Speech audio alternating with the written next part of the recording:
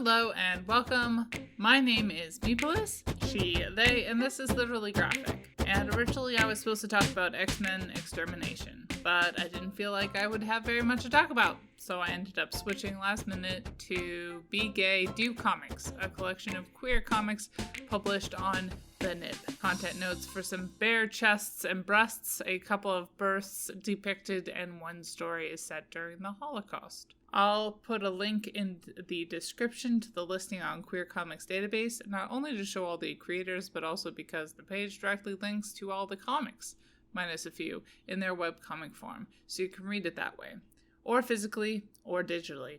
I read this one through Hoopla, which is my preferred way of reading digital comics from the library. Creators included Joey Allison Sayers, Kendra Wells, Matt Lubchensky, Allison Wilgus, Hazel Nulevant of No Ivy League fame, Binglin Hu, Scout Tran, Sage Coffee, Dylan Edwards, who also wrote Transposes, Sve R. Monster, Xingyin Kaur, Brina Nunez, Tanika Stotts, Ria Martinez, Delta Vasquez, Maya Kobabe, who is also behind Genderqueer, a memoir, Sarah Merck, who also wrote Guantanamo Voices, Archie Bongiovanni, who also created a quick and easy guide to they/them pronouns, Jason Michaels, Mady G, who is also behind a quick and easy guide to queer and trans identities, Max Dilbick, Alex Grodins, who also has a short webcomic memoir about asexuality, Trinidad Escobar, Bianca Zunis,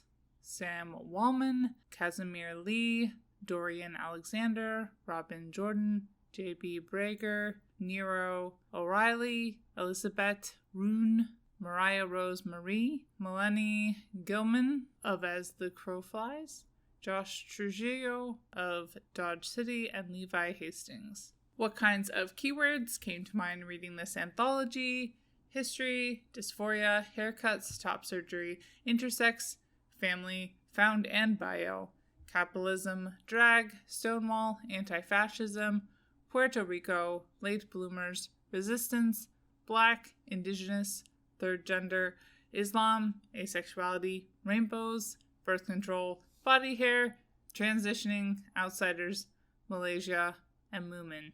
The Goodreads description of the collection is, quote, "The dream of a queer separatist town, the life of a gay and Jewish Nazi fighter, a gender reveal party that tears apart reality. These are just some of the comics you'll find in this massive queer comics anthology from the Nib.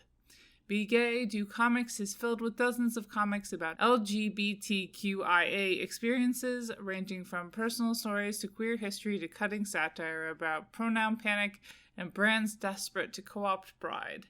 Brimming with resilience, inspiration, and humor, an incredible lineup of top indie cartoonists takes you from the American Revolution through Stonewall to today's fights for equality and representation." End quote. And while with collections like this there will be stories that you like more than others, this was one of those few select anthologies where there was maybe only one or two parts that I didn't like. Overall, I found the whole anthology really interesting and largely beautiful. The one story that did rub me somewhat the wrong way was the American Revolution's greatest leader was openly gay. What can I say? I'm so anti-American Revolution, so-called America that is, that even if I do generally appreciate the historic representation of queerness, this just struck me as, I don't know exactly how to put it, except maybe it's like having a cop float at Pride. Gender and sexuality were obviously the decided focus of the collection. Unlike many other queer anthologies I've reviewed of late, there was an abundance of trans and non-binary content.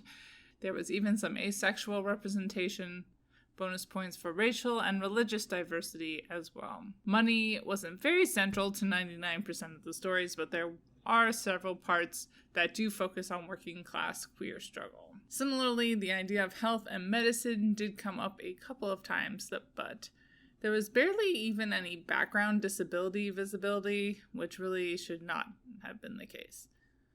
So, all in all, some improvements, but people continue to fail to take the opportunity to really knock it out of the park. 4 out of 5 stars. Bye, y'all. Keep reading and resist white supremacy. And as always, Literally Graphic is created on land that should be given back to the traditional landholders, which in this case is, to my knowledge, the Mississaugas of the Credit First Nation, Anishinaabe people, the Haudenosaunee Confederacy, and the Huron-Wendat Nation.